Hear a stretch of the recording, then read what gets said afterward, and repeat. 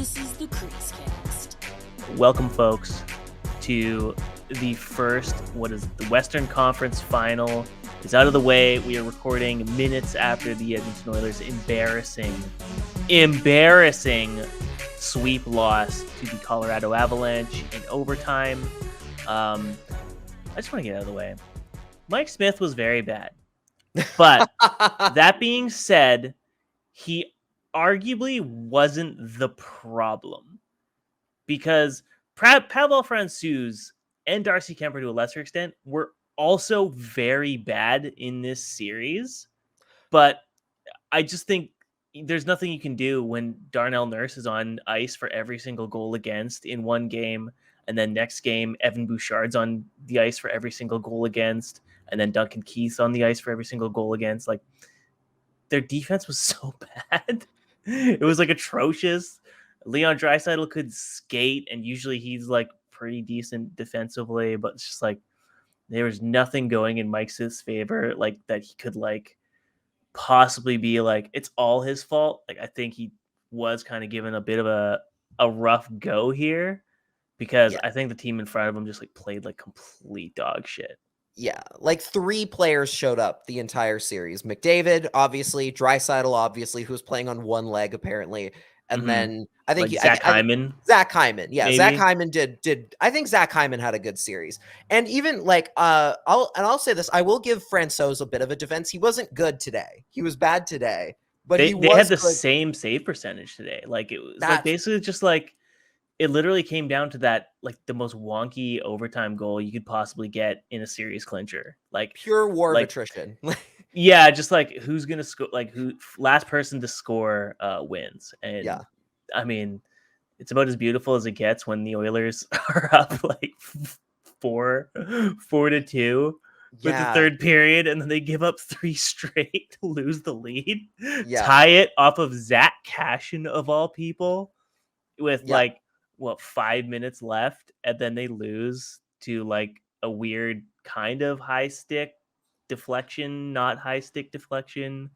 Yeah, you pointed it out. It was a good first save. Like, that Smith first save was good. Like, he did that well, but the problem was, and then like his rebound control, he puts it right out in front. And then for some reason, I don't get this. Okay, I don't know why this is his first instinct. The man is huge. Mike Smith is a huge goalie. And for some reason, his thought process was to throw the biggest part of his body, his pads, out of the way so he could reach for it. And I'm just like, no, that's the point where you go for the desperation pad stack. And it's a throwback save. It's a desperation move, but in overtime of game 4, where you lose the series if you don't, that's the time where you go throw as much of your body in front of the net as humanly possible and try and stop it that way. Because when you're just throwing your stick and your glove out in front of it, that covers what, 5% of the net? It's not enough. And he clearly lost it in his pads when he made the initial save, because he didn't see it coming. Because when the tip first goes down onto his right pad, like it clips the toe, and it doesn't really pop out. It just kind of like hugs like the goal, like the crease line, and you can see he doesn't quite have an eye on it. So his instinct is just throw his body down and hope he smothers it or something, but like nowhere near the puck. So it's just like the absolute freebie for Arturi Lehkonen. Like, what was this quote in the end? He's like, I had a wide open net. Just like, ooh, little dagger there. Yeah, hard to make. What would Luongo say? Easy save for me. Like that. That's what you're going for there. It's and again, I'll say with Francouz, like, he was bad in this game, but he was good in the first 2 he played. Like, much better than I anticipated. Like, he got a shutout in game 2. Again. Oh yeah, that's right. And then I think he only allowed 1 goal in the game 3. If I'm remembering correctly, he didn't let in many. Wasn't it 2? It might have been 2, but it was overall like a decent game from him. Consider all things considered. Like, I thought the second he came in, to be completely honest, I thought the Avs were about to get cooked. Like, well, especially in tonight's game too, you saw like what the team looked like when they faced like unrelenting pressure. Like, Francouz kind of caved, and in the second period, like, they give up 3 straight goals, and not like too spread out. Like, I think the Nuge goal and the McDavid goal happened within like 3 minutes of each other. And kind of like some red flags about the Avs, where it's like, okay, they are a juggernaut, but at the same time, when they take their foot off the gas, they don't have the goaltending to back them up when their foot is off the gas. And that's kind of like a point that Thomas Strand's been making, is like they have these moments where they're just like a juggernaut that's going to step on your neck, and then instead of like finishing the job and continuing to step on your neck, they let off. Yeah. And that's why the St. Louis Blues series was probably closer than it needed to be. That's why even this game was probably way closer than it needed to be. The result was always going to be the same. Like the Avs were just going to push through, and like, because it's Mike Smith, and a goal like that in overtime was bound to happen at some point. Yeah. But yeah, like they keep doing these weird things where they're just like, they're making it difficult for themselves in a sweep, which like seems like an oxymoron. Like, how is that possible? They keep trying to on their skill a little bit, like not a crazy amount. Like clearly it hasn't cost them at all. Like they won they won, with the exception of the Blues series, where you could argue they should have won that series in 5 rather than in 6. But you definitely see moments where their body language kind of goes, okay, we've got this in the bag. We can kind of ease off a little bit and we'll be just fine. We can take it easy. And then that's when the other team comes back with like increasing pressure, and suddenly the Avs are taking penalties. They're putting themselves in these bad situations. They're giving up like breakaways. Like tonight, I think the first 2 Oilers goals were both on weird they were like giveaways. bad errant passes, like across like the blue line, that were just like picked off and resulted in goals against. Like the Nugent Hopkins goal, when that happened, I was like, oh, okay, Avs, all right, pump the brakes a bit. Like, it's just the Oilers. You don't need to be trying these risky passes with a forward sitting on your blue line right in front of you. Like, relax. They were trying to force stuff through, and it cost them. And then suddenly because it's Edmonton, as soon as they wanted to put their foot on the gas again, suddenly the whole game just swung right back to them. Like they scored the third goal, or sorry, the second goal 30 seconds into the third period, where they just it was like McKinnon just walked in, Devon Taves just took the shot. McKinnon was right there with I think Cody Ceci trying to tie him up. Taves just throws a shot on goal. It goes off Ceci and in, which, like, to be fair to Mike Smith on that one, that's a hard one. Any weird deflection like that is going to be a tough one. But just the fact that it goes off of Cody Ceci and then it goes in past Mike Smith is one of those, oh, Edmonton, this is not going to be your night, is it? Like Cody Ceci is going to hear about it in the locker room post game. It's just like, you fucking ruined my evening, you idiot. Yeah, exactly. And then I think and then Mike Smith lost it on the referee, apparently, because the straw that broke the camel's back in this game for sure was that tying goal where if it was I'm forgetting if it was the tying goal or if it was the one that gave them the one, or just put them back behind by 1 or something. Where Mike Smith wanders out of his net, as he likes to do, immediately plays it to an Avs player. They throw the shot back on goal. He does make the first save, but then he falls on his butt and gets pushed in by his own defenseman as the puck flips over him. And like, you can just kind of see it in slow-mo. Oh, that's going in, as it flips into the net.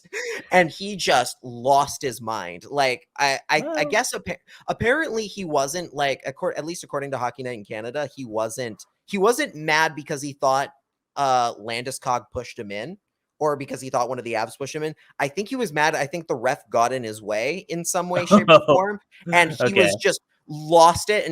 But again, like, once you see the goalie, like, I get that Mike Smith's a bit of a hothead as is normal anyway. But as soon as you see him going and like smashing his stick, throwing it like a javelin, like back to his bench because he broke it, you're like, well, he's gone. Like, goodbye. Like, he's not stopping anything tonight. And like, I agree with you. Like, Mike Smith wasn't necessarily the issue for them, like, in this series, but the problem was, like, as is often the problem with great teams or good teams, like, if your goaltender can't make the save for you when you need him to most, it suddenly unravels very quickly. And I would say with Mike Smith, that was the thing. When they needed him to make saves at the exact moment where they needed the momentum to come back to them, he couldn't do it. Bit of a rough ride for them, but now the Avs are going to have, like, what, a week and a half potentially 2 weeks off, possibly. potentially 12 days off, which That's insane. it is insane. Like, and I don't think, and it's funny because like these two series didn't started one after the other, Yeah. but it's just because of the fact that literally the Colorado walks in and just annihilates Edmonton in 4, and because the other series started second, that's why there's a potential here where if New York doesn't win game 4 against Tampa here, we might be looking at a scenario where at the very least you're getting like 6 days off, like 6 or 7 days off. Just wild. I don't like that. I love short series and you just get it over with. Get to the final. That's where the fun really begins, you know. Yeah, especially once you get to this round. Like once you get to like the third round or the second round, like those are the ones where you're like, just kind of move them aside. We're just waiting for the fireworks now. Yeah, because the second round is usually kind of taxing. Most people check out a bit. I checked out. It's just like I don't really care for most of these matchups. Get me to the conference finals, and then they're just like complete blowouts. And you're like, okay, well, get me to the actual final then when we see who the real contenders are. Yeah, And Avs for sure. I don't know why. I mean, I guess I kind of know why. I just didn't buy their goaltending. I still don't. I like. it's a bit of a question. The real takeaway from this is that, like, say the Avs actually win the cup, right? Then we will know for certain. The age-old question is, which team won a cup with the worst goaltending in Stanley Cup history? And we will have our answer. Ooh, that's actually a great debate. Who won with the worst goaltending? Because a lot of people like go hindsight and they're like, oh, well, Corey Crawford fell off after like their cup wins, or like Antti Niemi fell off. But it's like, but at the time, they provided really good goaltending during that season to get their teams to the playoffs and to actually, win enough games to win the cup. I wouldn't have said they were the worst goaltenders at the time. At the time, people were all over Corey Crawford and thinking like Antti Niemi is like just being a wall for them. And then he, moves on from Chicago and he's to San Jose. He just like checks out. He's like, well, I won my cup. I'm good. Yeah, him and I think the pairing that year at one point, I think the Hawks pairing in 2010 was until Niemi took over, it was Cristobal Huet and I think Ray Emery was the backup for that team at one point. Like that's what they were running with. And like that was just coming off the heels of like having Nikolai Habibulin on the team, who was a decent goalie, who was like a pretty decent goaltender for the large part of his career. So it's like it's like one of those weird ones. I am trying to think who would go down as like the worst goaltending with like in terms of during the actual playoff run. Who was, but who's actually like not great during the playoffs itself and still won the cup. Like it would have to be like Francouz if they won right now. Like it would clear cut winner. And even like I was saying before, like I'm sure our listeners know, like I'm not sold on Darcy Kemper either, and I've thought he's looked really even though their record is like they've lost 4 games or something total during this playoffs, and it's like even then I still think like Kemper is not good. And so if either of these guys were to win a cup, I'd be like, that's just like the worst tandem to have won a cup. Like they're just not good, at all. I think they're good. Normally, the problem with both of them is that like they have had both of them. They're injury prone, and Kemper in the playoffs has not been good. Whereas I think during the regular season he was really, really good. Like he was, or at least like good enough to win a division, good enough to be a top team in the NHL. Like he was clearly good enough at that point. But during the playoffs, you're right, he's been kind of meh. I think right now, like just thinking back, like if the Avs win, probably most mediocre goaltending tandem would go there. Although it's hard for me to want to give that to Francouz because honestly, lefty goaltenders don't win often. I'm excited to see one. And he's, I think, a shorter guy too. So he's been doing okay despite that. I think right now, though, when I'm thinking back to who's won with the most mediocre goaltending ever, it's got to be one of the Cam Ward and Cam Ward won a Conn Smythe during his playoff run. That's the thing. Like you would be like, that's probably like the de facto though, because Cam Ward, like he had a terrible regular season for the Canes. Like he was not a starter, he was not a backup, he was just terrible. But then it was like Marty Gerber was just like awful the playoffs. So they're like we have nothing else. He sucked. He was so bad. Let's just throw Cam Ward in and just, I don't know, try and rally the troops. And then he was like, oh, I'm gonna be the best player on the team. Don't worry, guys. Yeah. Like, so by that metric, you'd be like, that was the worst goaltending tandem because one was shit in the regular season, but a stud in playoffs, and the other was good in the regular season and awful in the playoffs. So it's like it cancels each other out to make them both average. Yeah. And then My immediate thought goes to the 98 Red Wings with Chris Osgood. Because if you've like which is hard an asterisk because considering I think Osgood's won 3 cups, so it's pretty hard to be like, oh, he was bad. But then I think that particular run was the one where he was the starter and he let in like 3 different goals from center ice like during the playoffs. And I was like, oh no. And given who he was playing behind too, it was like it's the exact same thing with Francouz and Kemper now, right? Like they just need to be good enough to stop the puck they need to stop. And like he couldn't do that, even though he was behind like legitimately like a dynasty team, and he still won. So it's like he is bad, but it was like it was almost like he looked awful just because of like he shouldn't have been playing as bad as he did behind the team that he was in front of him. Like it just shouldn't have ever been that case. Like he was adding the expert mode to it a little bit there. He's trying to make the games about himself, you know. He is trying to be like, look at me, I'm Chris Osgood. It's just not all these stars. It's not Stevie Y putting the team on his back. It's me, baby. I'm the one winning the cups. I'm Marty Brodeur, and everyone was like, shut the fuck up, Chris. And then ironically, when he does in fact not like he's not available to play and they have to go to other goaltenders, suddenly they can't win. And it's like, oh, he's actually kind of okay.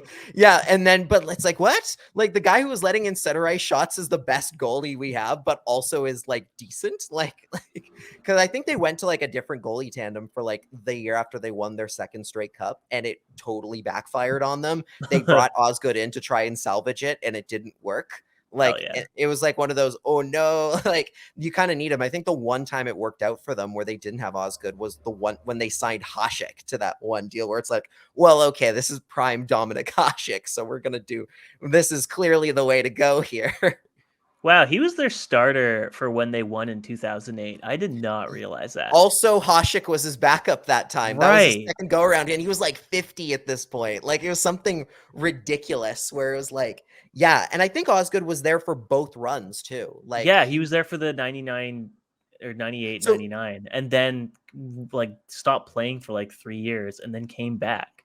Yeah, because he went to like the Islander. He played against the Canucks in the series against the Blue when he was a Blue in 2003. Yeah, and was half the reason why they won that series. Where the Canucks won.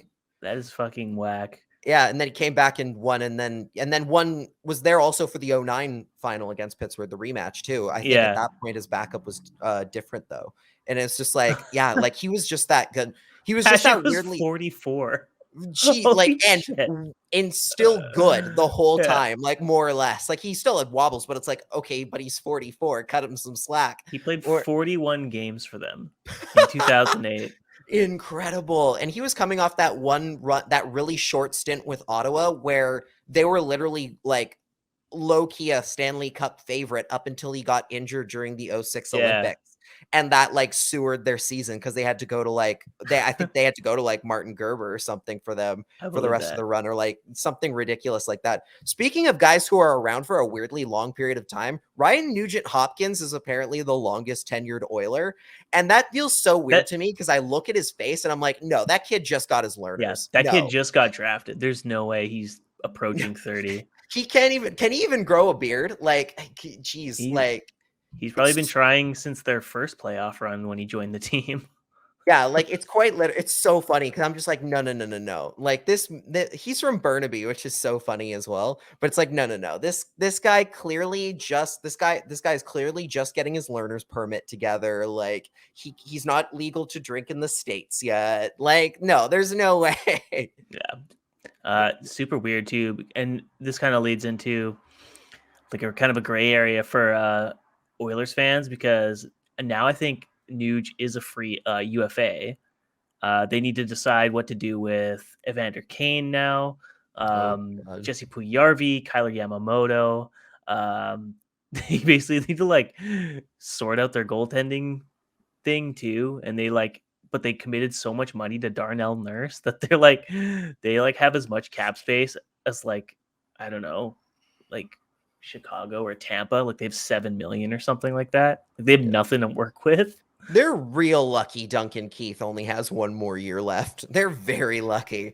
God, yeah, because I was gonna ask you, like, in terms of with the Oilers, like where you see them going from here, because it's like yeah, they've got a lot of pieces that are obviously very helpful and can be kind of helpful for them. Like Zach Hyman was a contract that I thought was gonna age really like milk, but like not because I didn't think he was a good player, but just because there's a lot of term. But it I still mean, can. Like, I mean, it still can for sure.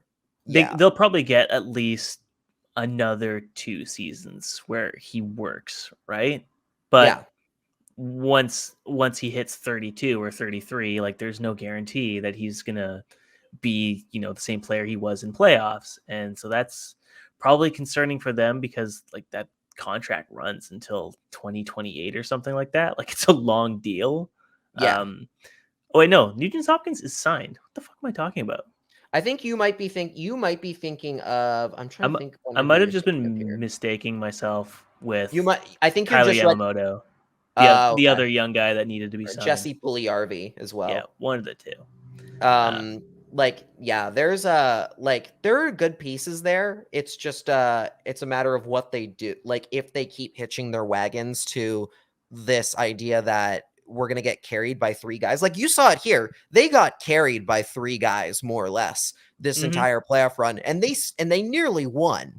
They got swept in this round here once they came up against a real opponent, but if they just didn't have a 40-year-old in net, maybe things are slightly different. Yeah, if they didn't go with a 40-year-old in net, if they didn't insist on signing the guys who everyone is like, hey, this player is not very good, I would not pick him up, and go for one of like and go for a cheaper, less name brand option, they might actually win a darn thing.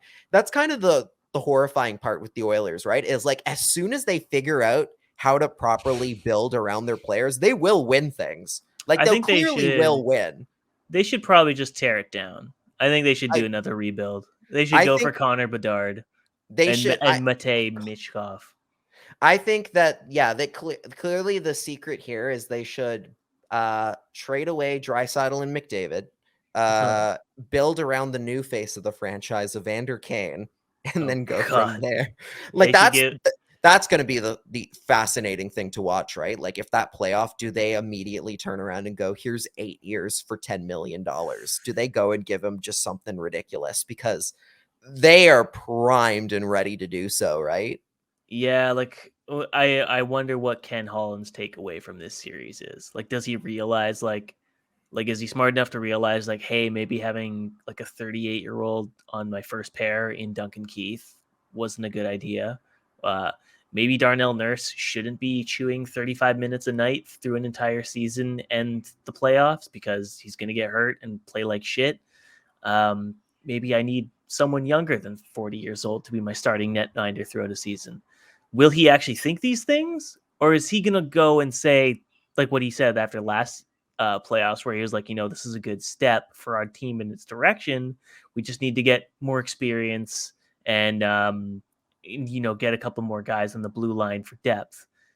Like, is he going to think that again, where he's just like, we just need some, like a couple tweaks here and there to really push this roster over the edge. But is he smart enough to recognize like the guys that he's signed as GM, like just aren't cutting it, and the bets like he's made aren't going to work?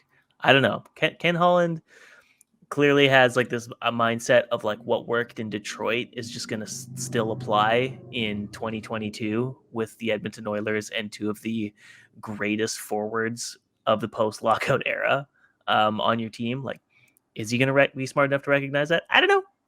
Maybe. Yeah. I doubt it though. Personally. Yeah, like I just see a future of them going for like the old, like the old, like if if Seth Jones was still available, was still on the market, like that's the kind of guy they'd be going and looking to get, right? Like those guys who clearly are like have been shown before. It's like, they're not very good. Their underlying numbers aren't as good as what they look like. You got to be very careful here about what you give them. And then they go out and immediately give that guy like a bunch of money because they've heard of him. And that was like, I mean, that was the Canucks problem. That was years. the Jim Benning thing. It's like, here's a guy the owner has heard of. Let's give him all the money for like multiple years and hope he, I don't know, is the same player, even though he's older now. Yeah. Like why sign Jay Beagle to the contract that you give him on when you could have, say, like when you could have in the Canucks case, like a Juho Lammikko do basically the same thing, possibly a little more for way less for a way cheaper price, right? Like that's exactly what the Oilers problem is and has been for literally since the McDavid era started, where they've been like, well, we can get by on these okay guys because we have two guys who can carry us, even though it's like, well, no, they can't. Eventually they're going to be off the ice for a portion of this game. McDavid had like 30 points in 16 games played, and it still wasn't enough. Like, that's so fucked. That's how shit your team is. They got dragged to a game 7 in the first round somehow, like against an AHL team. Against an AHL team. Full credit to them. They did do really well against Calgary, but then got swept immediately by as soon as they had to go up against someone not from the Pacific Division. Like that's what they ran in. That's the problem with them. And that's a problem with a lot of Pacific Division teams. They're like, all these teams are very lucky Vegas had a complete meltdown down the stretch. Otherwise they would have been like fodder to them at some point. But like, geez. But now Vegas is going to have the whole summer to recoup and be healthy, sort their cap issues, and come back next year, presumably much better now that they've gotten rid of their coach. And I assume retained Robin Lehner. It would be really funny if they fired DeBoer and traded Lehner and they just like had nothing. That sounds like what they would do. Like that sounds exactly like what they'll do. They'll be who's the free agent goalie on the market right now? Do they go out? Question. Oh, you know what they do, Lachlan? Oh no. Is they trade Lehner away and then they re-sign Marc-Andre Fleury to like a 7-year, $7 million contract. That would be very funny. That would be very funny had they not done the stupid thing and completely burnt that bridge like already once. Like that was, God, that the way they traded him was so bad that like even if they could offer him like a dump truck full of money, they showed up to my house with a dump truck full of money. Yeah, exactly, right? It's not that goalie ass, right? It's like, but like, God, no, they like, oh God, that'd be so funny. Fleury would be funny. Would be an interesting one. I'm trying to look who the next highest cap hit in the NHL in terms of a goalie who's a UFA, Mikko Koskinen. Isn't he? Oh man, that'd be so funny. It'd be such a bad bet. That'd be very funny if the Knights are like, you know what? Well, it'd be extremely funny though, and on brand for the Knights as far as goaltending is concerned. If they did give Mikko Koskinen a contract, and then he suddenly became a .940 goalie as soon as he leaves Edmonton because he's playing behind a team that actually can play defense. Yeah, that has a decent defense. Like he's suddenly pretty good. Yeah, that'd be fucking hysterical. But I'm pretty sure Koskinen signed to like a KHL deal or something like that. I think Kevin Woodley was saying or something like that. Okay, 2 questions here before we wrap up on the Oilers. Yeah. Does McDavid ask for a trade? Yes or no? No. If anything, I think he goes to ownership and says, "Get me a GM who can build me a team." That would be interesting. I think he has enough pull to be like, I'm not going to ask for a trade because I can't get traded in this league with my contract. Get a GM who's going to get me a goalie and a defense that can actually fucking win. That would be interesting. It's one of those. You're right. Like he should have enough pull, and if he doesn't, he should demand a trade. Like it's one of those. like okay, I know you can't. Like I know a lot of people like to be like, oh, LeBron is only about LeBron, right? When it comes to the NBA and stuff, it's like, and team is important, but like also you can't argue with when he gets the results sometimes, right? Where it's like, okay, sometimes superstar player is going to know a lot better than old general manager dude. Like sometimes that's gonna happen. Than old hockey man. And it'd be very interesting if he goes in that road and goes like, yeah, I know Ken Holland's won like 4 Stanley Cups, but he's clearly too like out of his depth to be managing this now. Like, get me somebody else. You saw what happened in goal, Daryl. You need to get me a GM that can actually do something with this team. Mr. Cates. Mr. Cates, please tear down this wall. It would be really funny if he used, like, he didn't use first names. He wasn't on a first name basis with the Oilers. He's like, Mr. Cates, sir, please. Like, he's in like his dad's suit, and it's like oversized and dripping off his like arms and stuff. It's like the John Mulaney bit where he's like, he like lowers himself, knocks it. He's like, does anyone have a laptop charger? Like, that's Connor walking into any room. Like, hi, just checking in. Goes to shake his hand, and like the sleeve is like dripping off, like hanging off his hand. Hell yeah. Yeah. All right. Question 2. You said you had 2. Okay, and then the other question. Oh, then the other thing was not so much a question as it is the actual answer when you asked what goalie did the Knights go out and sign. It's probably Darcy Kemper. Like, if I'm looking at the UFA goalies here, like the goalie they'd go out and give way too much money to is Darcy Kemper for sure. Yeah, I could see them definitely doing that. Like, look, like he was okay, and all we need is okay in the regular season. We'll do the rest. And yeah, I could definitely see them doing that. And but I don't know if they have the money to. They don't. Oh no, they don't. The Knights are probably screwed next year. I feel like they have to do some kind of like they need to trade like Max Pacioretty just to open up cap space to even ice a roster. Oh, 100%. Like you and I talked about it at the time. Like the fact that Kelly McCrimmon didn't get fired for how badly they bungled their cap situation. When you throw in the fact that they had to put Mark Stone on LTIR at one point and it completely made the team worse. And then the fact that they tried to trade Evgeny Dadonov to a team that he had on a no trade clause, like they completely screwed themselves over. Like that team's in cap hell because of how badly they managed themselves. Like they shot themselves in the foot completely. They're not. Yeah, they have to sign. They have a bunch of young guys too. They have Nicholas Roy. They have Nicholas Hague, Brett Howden, and Jake Bischoff, all as like RFAs or UFAs that they need to resign, and that excludes Riley Smith, their assistant captain. Like, yeah. I don't know if they would have kept him anyway. They would let him walk in anyway. But it's like, I'd say for a team that's been hemorrhaging like members from that like Cinderella run, like I don't know if they can afford to lose like a Riley Smith because it would just like upset the locker room even further. Even though like obviously we don't know what the locker room's like, but if it's just like another guy's gone from that Cinderella run, like you're just like torching your chemistry entirely.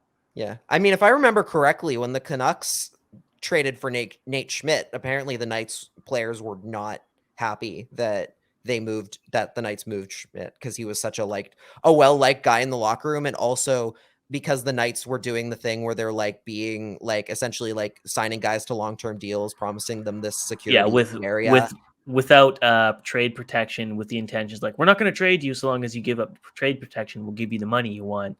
And then they immediately traded everybody away. And then immediately dumped them for salary. Like, I mean, they have a lot of guys with no trades or no modified no moves, but like, like there's nothing coming. Like, yeah, you're right.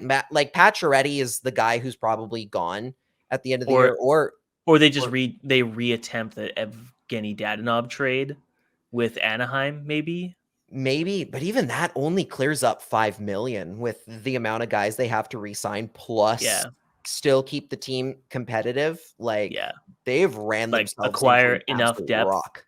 Yeah, because they need to still like ice a team that has enough depth to like survive another injury to Mark Stone or Alex Pietrangelo and there's not a lot coming. Again.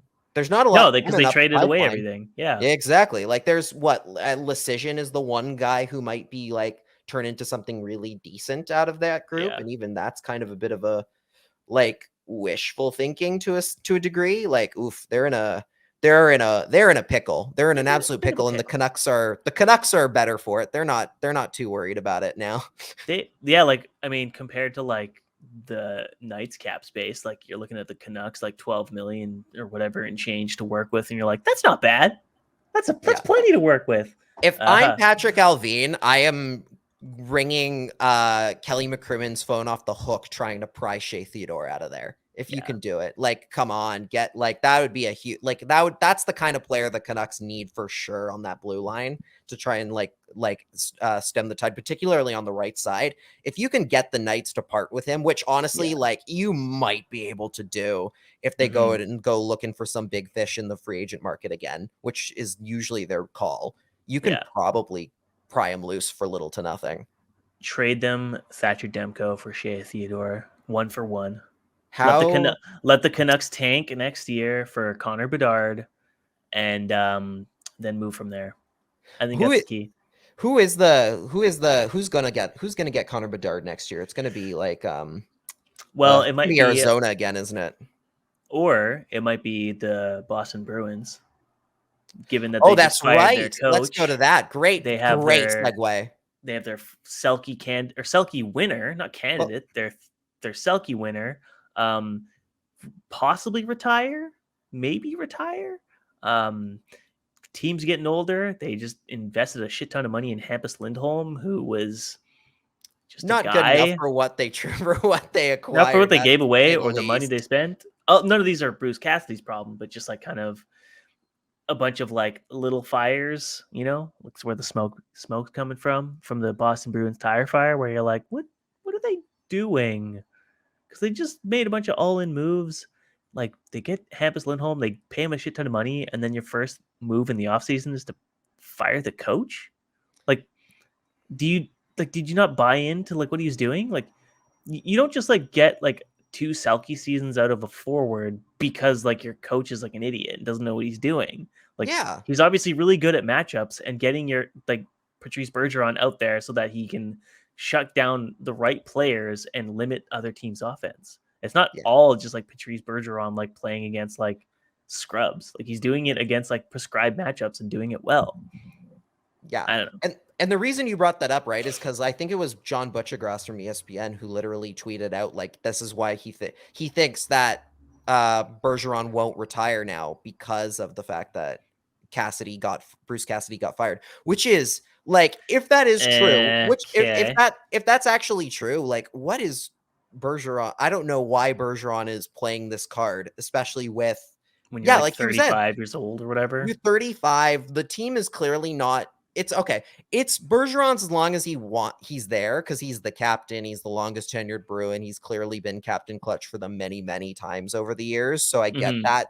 But like, I don't know what Bergeron is expecting a new coach to do is mostly the question here. Like, I think the Bruins are a decent enough team. Like, they're clearly not a cup contender anymore. Like, they're clearly past that their window hasn't closed. It's just not in its prime spot anymore, clearly, because of how old a lot of the old guard is and how they don't have a lot of young guys coming anymore.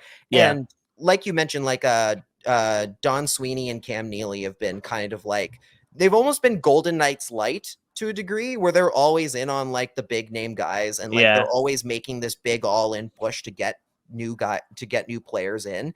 And like, hey, power to you. But also, clearly, once your team gets to a point where they're not a piece away anymore, you've got to stop trading like they're one piece away. You got to stop trading away your firsts and your seconds and your thirds for established pieces when you don't have anything insulating your team.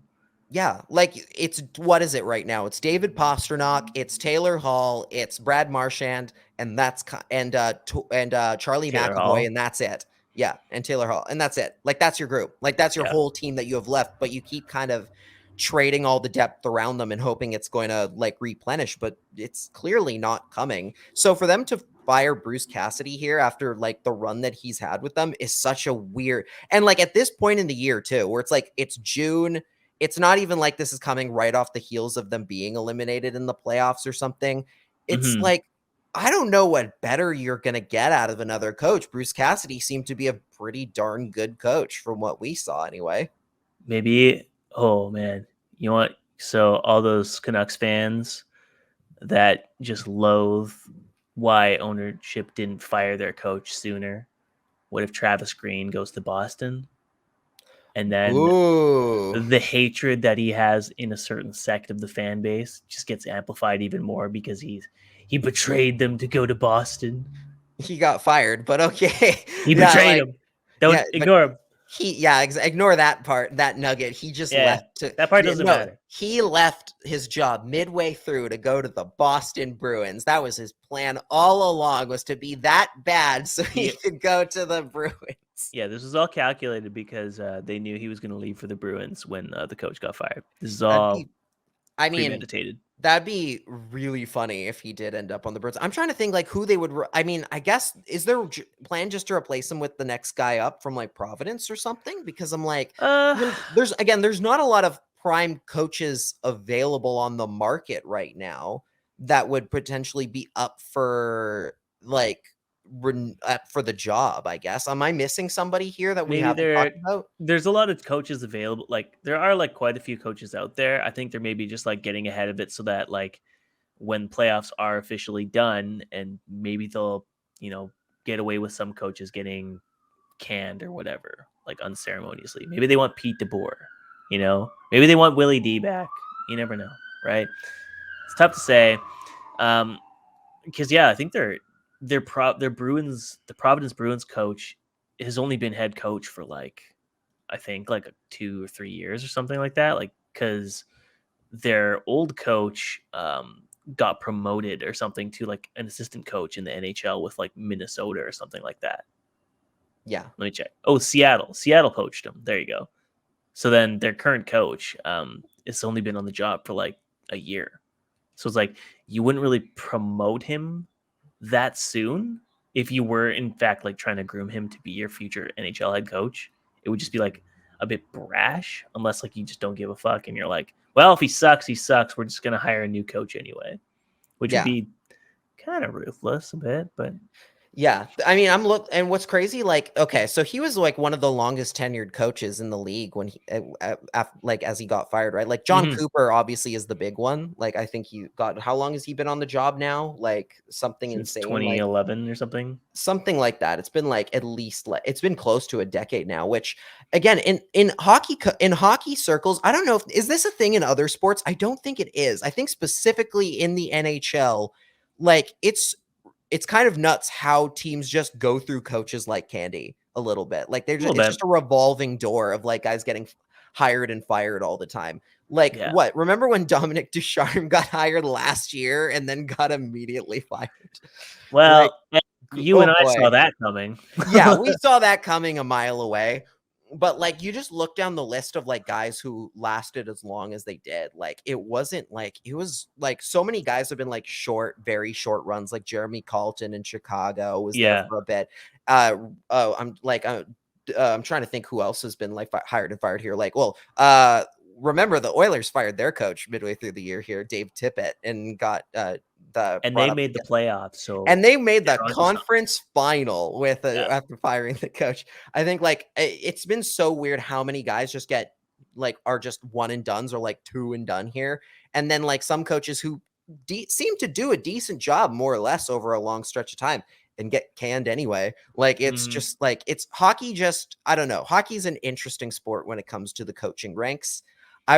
It's going to be interesting, especially with like, the Canucks in the situation where they're in, where they have like Bruce Boudreau for one more year. It's going to be interesting to see if they immediately go and flip to somebody else the second a new coach comes up, right?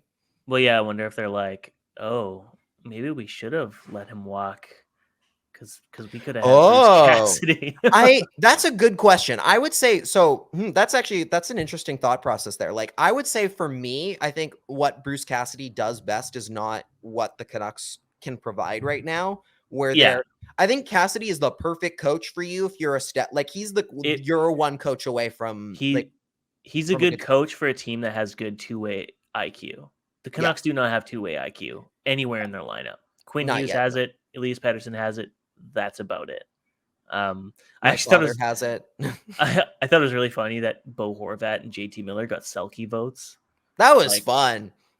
I mean, Bo Horvat deserved it. I think that was deserving. JT Miller was an interesting choice. No, those two are terrible defensive forwards. They're awful in the D zone. It's terrible that they were like on the list over like some of the guys that should have been up there, like O'Reilly or Bergeron or Barkov. Did he not get a vote? Did O'Reilly? He got votes, but I'm just thinking like for the people that put like JT Miller like 4th on the ballot, that means like Elias Lindholm or like, someone would have been bumped out for JT Miller.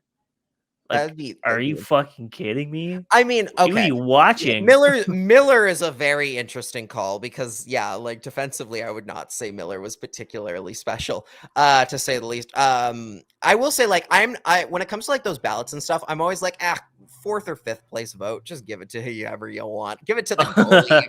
Give it to the goalie if you feel like it. Like it's such a meaningless point. Like it's just like good job. Player did good job. Clearly he's not gonna win the trophy. Like who cares? Just give him the 5th place vote and call it a day, right?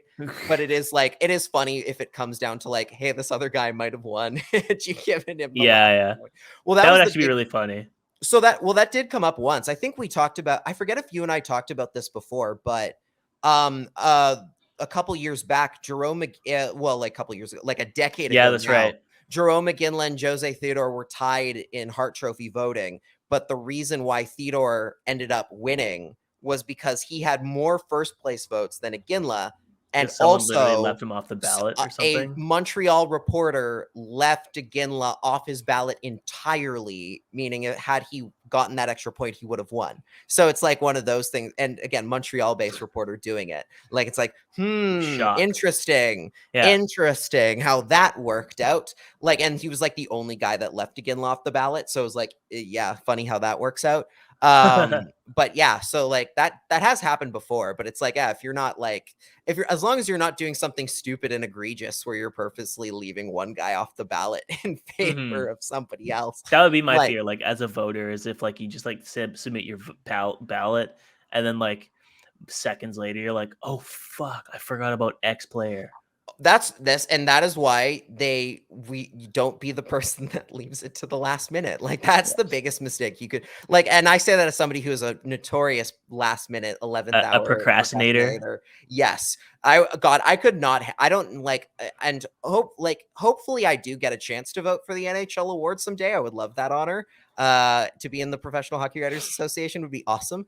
And hopefully they don't hear this, but God, I don't know how I'd be able to handle that pressure of being like, here's the ballot, make sure you hand it in on time, don't miss anybody. And I'm like, I would just tell myself like, if you do any semblance of research, like if you actually like visit Natural Stat Trick before making your vote, then you've already done 900% more background legwork into your vote than probably 70% of the voters. Yeah. Like there's all those legacy voters who like straight up like do not do any research. There are certain guys who will vote for Connor McDavid and Leon Draisaitl for MVP on the same ballot and not see why that might be an issue. like doesn't matter. Like, there are certain things where it's like, okay, vote. When it comes to the Jack Adams, don't just vote for the team that got the best goaltending. Don't vote for the Vezina winner just for the guy who had the most, who got the best defense in front of him. There are certain things. Of course, people would laugh at me though this year because I would have put Thatcher Demko on my ballot, and I'm like, use an MVP, give it to him. Let's go. They won as many games as they did, because of him. Allegedly, you can have your rights as a voter taken away if your ballot is so bad that it draws attention. That's the interesting thing, and we could talk about this for a long time. Like the one thing that always I find interesting is Dom Lucian is one of the guys who gets a vote every year, and he always does his based on his models and stuff, right? Which are usually more accurate than I always wonder about if you pick somebody who is if the models are telling you something interesting where it's like, hey, this guy who maybe isn't getting enough attention here is probably who you should be voting for. People are always still going to get mad at you if you're like, hey, you voted against this other guy. And it's like, well, my stats told me otherwise, that he clearly wasn't ready to go. And people start yelling at you for leaving name brand guy off for relatively obscure player. And it's like, oh, well, I mean, and so it's one of those, somebody's got to kind of push it forward. Otherwise, no one's ever is going to vote for the really interesting picks, right? Where it's going to get interesting, right? Yeah. I'm sure there's some guys who are just like, I'm just going to vote for who I remember being good last year because I don't want to get in shit. I'm just gonna ask all of the other writers who they're voting Yeah. for What are your votes? and vote for the consensus. Yeah, Like, me too. That was my yeah, ballot as yeah, well. yeah. Oh, yeah. Why does it say this guy? No, I scratched that out. Like, Huh. it's a. It would be funny if it's still done on like paper and faxes, like a fax Oh yeah, machine. or like Scantron sheets where you like color in the boxes and you scan it. You know what Yes. I'm talking Oh about? God, you didn't bubble in Drysidle Yeah, fully. What have you yeah, done? yeah. You didn't Yeah. bubble it in fully, so it defaulted to Marcus Foligno. Sorry. No. Just the most random guy, like, yeah, just like obscure player. Oh no, just like first player with the first name, like with like A, the letter A, like the top of the book sort of thing. Like it just Yeah. defaults to them. Oops. Justin Um, Abdulkader, is he still playing? I don't know. I feel like I feel he like he's signed like an AHL deal or something like that, or he he's made he's like probably I don't know. I get all those like old Detroit Red Wing players confused, like Darren Helm when he showed up in for the Abs, and I was like, Darren oh Helm. yeah, okay, Yeah. sure, I totally forgot he existed. Like that yeah. was hilarious when he scored that OT winner. I was like, oh, he's on the Avs. All right, good for him. That's Cool. hey, when he did it, that just cemented it to me as like, oh, the Avs are a team that could win the cup because as soon as the obscure guys start scoring for you, that's the mark of a Yeah. champion, right? You got to have the stories. You got You to gotta have the stories. you gotta have the guys that other people remember for some reason. Not Yeah. specific reasons, but just for some reason. Once those Yes. guys start producing, you're like, that's a real contender. Yes. Um, 100%. all right, Lightning Rangers predictions here. It's 2-1 the series for New York. They won both games at home. They're looking like fucking damn good at home. New York, that is. New York has been a stunner, and I say that as somebody who picked the Rangers to win. I was like, okay, that was the other thing. Like we both, you and I both picked Edmonton to win the series, but we did that purposefully. We did. Now We we're tried saying to, this. We're saying this after the fact, so but we people did say can. it at the time. We did say it Yes, in our group chat. We have the receipts, as we have people the say. receipts. Yes, Because we tried to do a little reverse jinx for co-host and sometime producer Jamie Elko. We just want to be like, hey, we're gonna channel some good vibes here. We both got Edmonton. I think I said Edmonton in 5, and I was like, I so we're clear. I am memeing to try and channel the reverse result. And say yeah, me too. And like that was the same thing for me, where it's like, oh yeah, 1,000%. We're picking Edmonton to try and not jinx Colorado into losing yeah, here. And what's interesting is so like I picked the Rangers just so you and I didn't end up with yeah. the same picks. Because it was like, oh, you know what? Let's be crazy here. I'll just pick something for fun and conversation. I'll pick something different. And then the Rangers came out and absolutely looked amazing in the first 2 games. Mm-hmm. And it was like, yeah, at home the Rangers are playing really, really well. And it's like it's not even a case of like, it's not like with Carolina where they looked atrocious every time they left home. Like the Rangers more or less have been fine in road games Mm-hmm. as well. Like they've been competitive, they've been in the game. They did blow the 2-0 lead to the Lightning, but again, Yeah, it's like it's Tampa. Like it's one of those yeah, things where it's like it's hard to be like, oh, you choked this away. It's like, no, it's the 2-time defending cup champions. Nikita Kucherov can just show up in a second and completely take over a game. Like that winning goal, I think Palat scored the winner with like a minute to go. And honestly, like I saw that, I don't know about you, but I saw that coming a mile away. Like I was like, this ain't going to OT. They're going to win this in regulation. Like it's going to be Kucherov just suddenly going on a quick little tear here and he's going to put in a winner. It ended up being a case where like Kucherov makes this perfect, just subtle little deacon the phone booth pass to Palat that Shesterkin can't track because Kucherov's got his back to him. And Palat just has to put it in to the right side, to the far side, and it's in. Like that's all they had to do. And suddenly you're like, oh, yep, that's Tampa. They can just Mhm. do that when they want to. Like they can just totally do that. They just the Colorado thing. They just remember that they're very good and just like, oh, we should probably win this game. Yeah, 1 second, let's win this game now, and Yeah. they do that. Um, I have a little story Okay. about the first game of the series, or sorry, Okay. game 2. Game 2. So game Okay. 2, which was Friday, long day at work. As I was telling you before we started recording the show, a lot of late shifts last week. That's why I didn't do the Monday show. And so a buddy came over, he texted me as I'm literally driving home, and he's like, "Hey, we're gonna watch the Rangers game tonight." I'm like, yeah, okay, that's weird. Like, you never usually come over and watch hockey. Like, so, okay. She comes over, mixes a drink for us. She's like, here, I made this for you. Gives it to me. I didn't even question it. Started drinking it. Didn't think twice. There was a lot of things in it, let's just say. A lot of intoxicants in said drink that I wasn't aware of. And so he and I were a little lit while watching this game. And second period comes and we're like, all right, we're feeling pretty good. We don't know what's going on. Let's get Bet 365 open. Let's start making some bets. Oh no. So fortunately, I had a bunch of bet credits from when I opened my account. So like I had no money on it, so it didn't matter. So I told him, I was like, I think it's going to be Tyler Mott's going to score. And if not him, Mika Zibanejad's for sure going to score. So I threw down $17 on Mika Zibanejad to score any time in the game. And it hit like in the third period or whatever that was and gave me a $90 payout. Holy cow.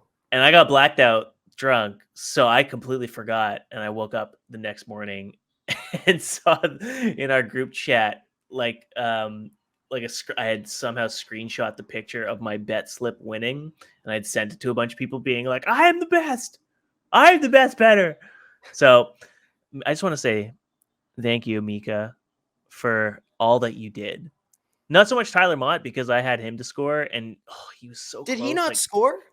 No, he had like 4 shots on goal or something like that, and I don't think he scored though. I don't think he almost had like an empty netter. Didn't really pay off. Mm-hmm. So that was rough. That's right. But he almost had the empty netter. Yeah, but Zibanejad paid off, so that was huge. Tyler Mott maybe next game. I don't know. But if you want any betting advice, and don't ever take betting advice from me because I am the worst fucking bettor on the planet, this $90 win probably makes up for all the money I've put into a sports gambling account in my history. So I'm probably finally net zero. So don't ever take advice from me, but bet on Mika Zibanejad to score because that guy's on fucking fire lately. Yeah. He's what, like 3 goals in the series so far now, or maybe two. I think him and Kreider are both just money in the bank for the Rangers the entire playoffs. Like they've been there, they've been running the whole time. It kind of feels like a 2-man operation, albeit they've been getting a lot of good contributions from other guys in the lineup. Like Andrew Cobb's been really good for them. Tyler Mott's good. Right. Barclay Goudreau comes back and he looks like he hasn't missed a step. Alexis Lafreniere has kind of finally shown up as like the player that went first overall, and it's like, oh, this is, and Panarin obviously is just Artemi Panarin. Super weird with the Lafreniere thing is like you would have assumed like, okay, they're gonna show up in the Carolina series because like that's a easier opponent relatively. Not like, oh, here's the kids of the New York Rangers having like statement games against the defending back-to-back champs. Like that's like impressive that Philip Hedl's got like 2 goals in that one game, and like game 1, right.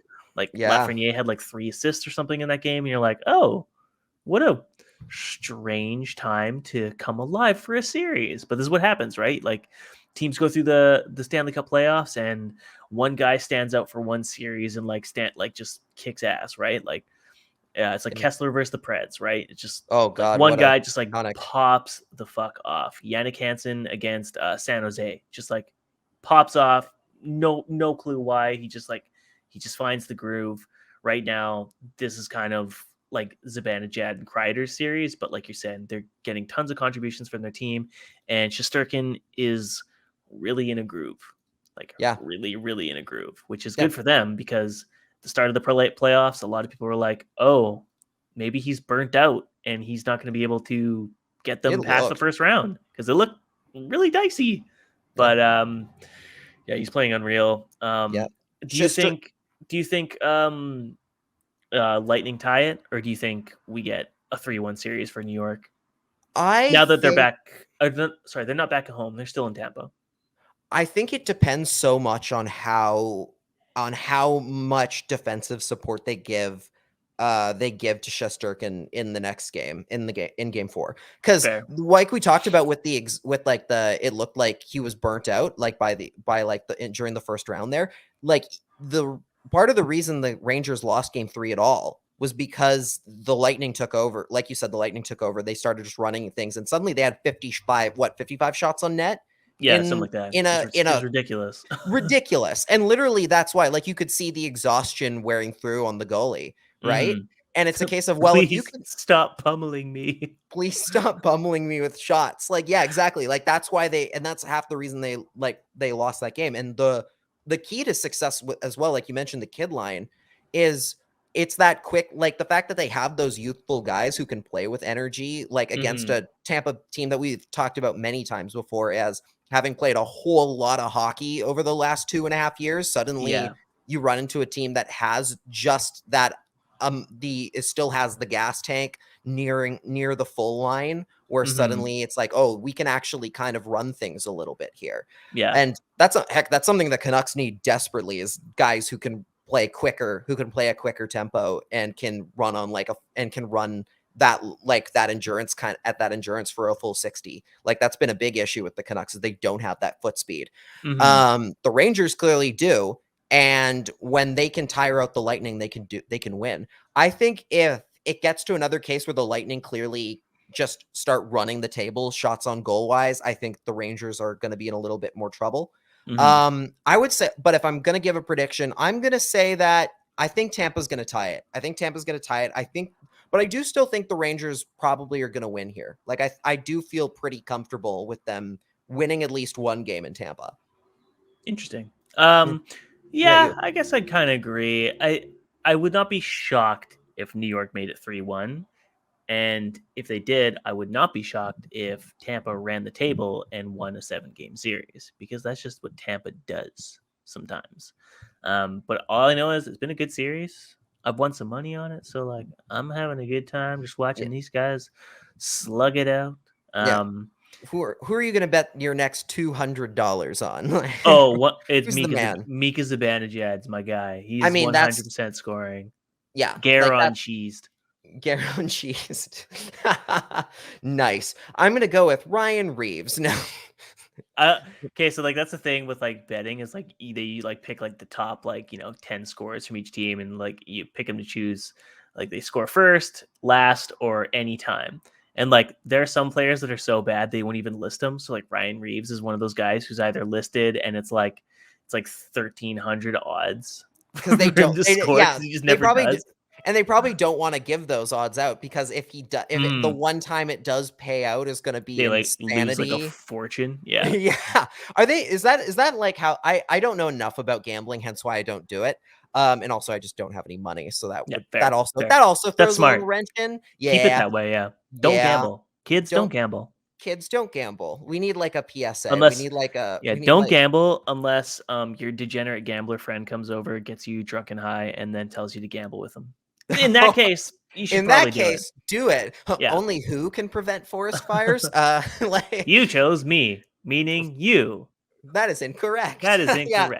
The real answer is you. As in me. That's one of my favorite one-off Simpsons bits of all time, is that the Smokey the Bear. Smokey the Bear. I was actually thinking today would be really funny. Like, I don't know why I was thinking about this, and I know that I'm going off on a complete tangent here, how funny it would be to have like a CreaseCast mascot that we just make stupid PSAs for, or it'll be like, don't do drugs, kids. Like, it'll just be like stuff like that, but it'll be like some just like random cartoon character mascot thing. Like, I would make sure that our mascot says "Do drugs, kids." Because everything sucks and drugs help. What's really funny is those commercials always backfired in like the 80s and 90s when they'd be like cartoon characters saying, "Oh, you shouldn't do drugs." It just made it sound cooler, and so more kids did drugs. Like, it was one of those dumb total missteps. Barney told me not to, but he looks so cool holding a joint. What was John Oliver's bit on it? Like, look, kids, if you do drugs, all your favorite cartoon characters will come to life and talk to you. Is that what you want? Like, is that what you want, kids? Yeah, exactly. Oh, God. Exactly convincing me not. Sonic says, don't do drugs. Like, yeah, exactly. But yeah, like, I always wondered, like, if they're even allowed to technically do that. Like, if, like, a player does have bad enough odds, if they're allowed to cover it, because, like, hide it, because it's like, like, don't they have to technically allow a bet for anything? Like, if they want to, like, in terms of like within certain limits, like.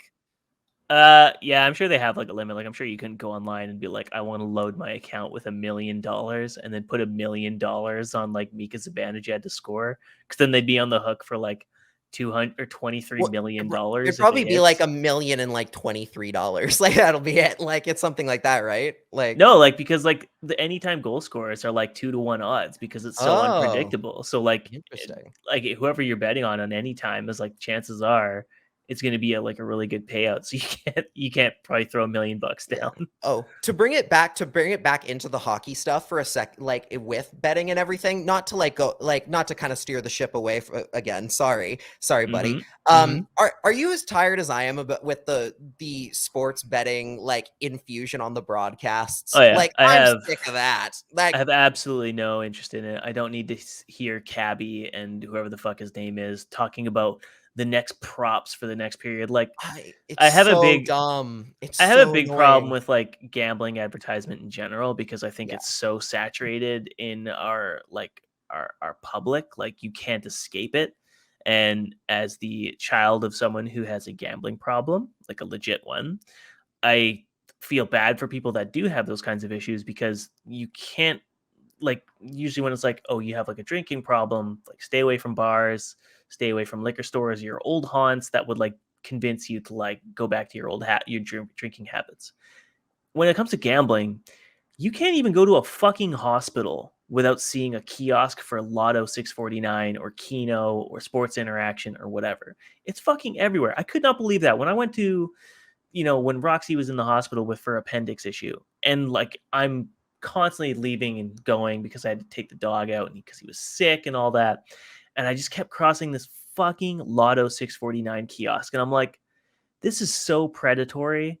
It's unbelievable. All these sad people who are looking for like any kind of luck to get them through because they're in a hospital. So you prey on them with like gambling alternatives. Hey, you know how to pay your medical bills, guys, is to win the lottery. Exactly. Like, it's so gross. Like, hey, you lost how much days off of work? Well, why don't you try and gamble some money and win it back? Yeah. It's just so gross. Like, bus ads are everywhere. It's on the radio. It's now on every broadcast. It's in the intermissions. Elliot Friedman's talking about it. Jeff Barrick's talking about it. It's like, even the advertisements are nothing but Bet365 or whatever the fuck it is. It's just like unrelenting. And it's just like, I don't want to hear it.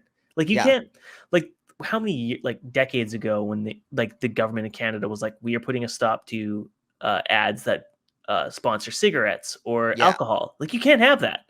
And now it's like, okay, well, we can't sell cigarettes to kids anymore, so let's try and get them hooked on gambling, because you can do it when you're 18 and it's super legal, and look how fun it is because your favorite hockey players are showing you how easy it is to do on the app. Like, it's super gross and predatory. I hate it more than anything. It bothers me so much. Yeah, like I could go off on it. Yeah. Like, I'm all for the idea of like normalizing things that are considered like they're sometimes stigmatized, and like trying to like make it so it's like, no, it's not an issue with it's not a problem with you. It's the problem with the actual like foundation behind it, kind of thing.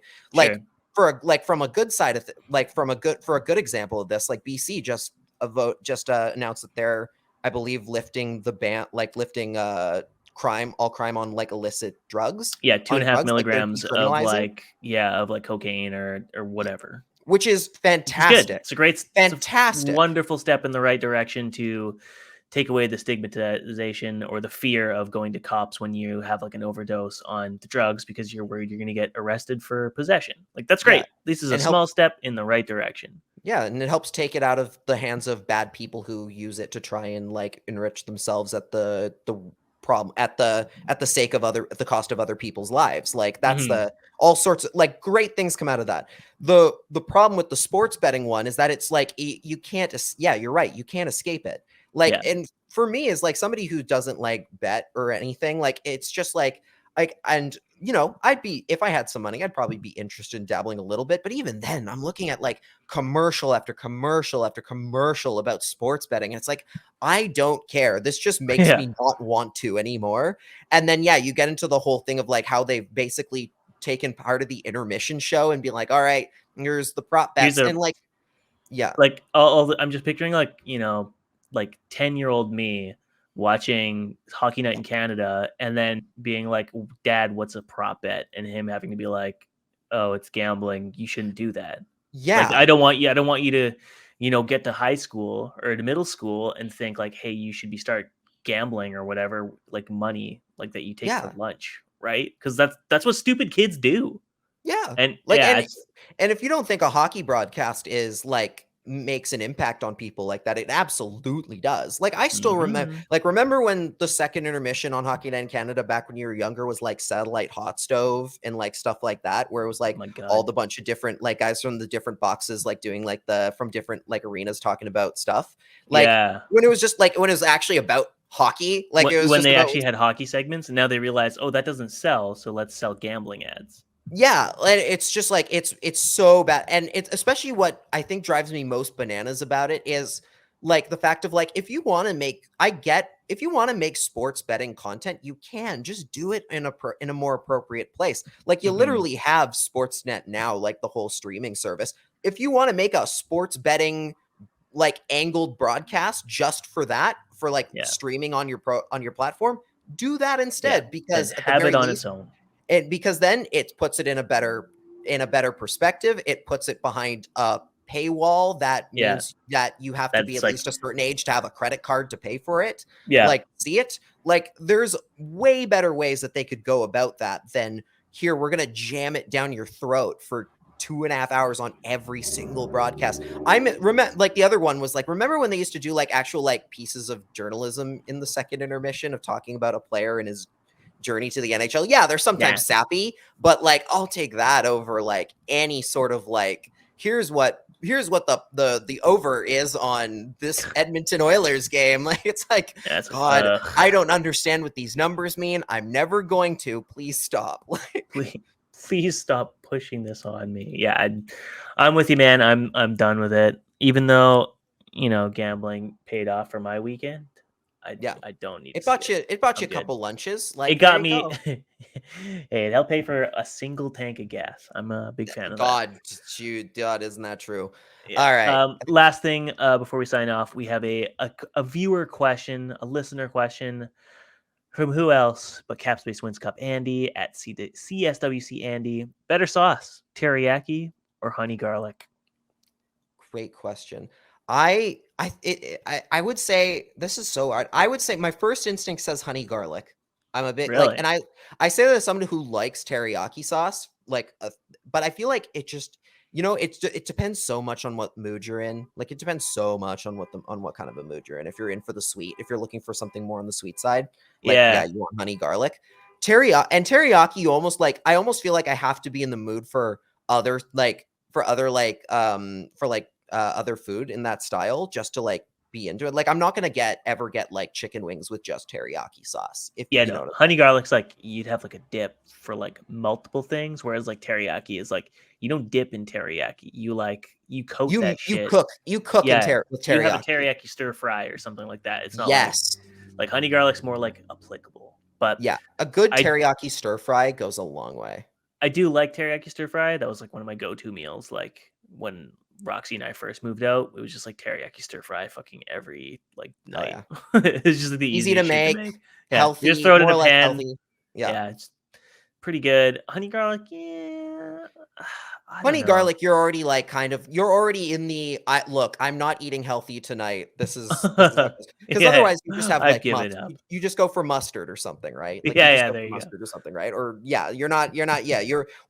and honey garlic is often just like a restaurant thing. Like, you're never buying a bottle of honey garlic, if like generally speaking. So it's always a dipping sauce coming with your Boston pizza or like whatever you're ordering your like chicken wings from. Yeah, fair. Otherwise, folks, this has been another wonderful episode of the CreaseCast. Good to have you back, buddy. Yeah, I'm glad to be back because that means that I'm not doing a night shift, so I appreciate that wholeheartedly. Glad to also be back immediately off of an embarrassing loss to the Edmonton Oilers. That's also a big dub for the chat, for the fam. Throw some F's in the chat for Mike Smith and his contract. An F in the chat for Ken Holland, because I'm sure there's going to be some fire in his office in the coming weeks. But otherwise, folks, subscribe to us on YouTube. Check us out on Patreon as well at patreon.com/CreaseCast. We have $1 and $5 tiers, and we just appreciate your goddamn support. That means a lot to us. Leave us a review too on any podcast service. If you're not the YouTube watchers, my hair, I had a shower before, so like I kind of look all right on the YouTube channel if you're watching. So ding the bell, throw some fire emojis to show your appreciation of me and Lachlan as well. Yes.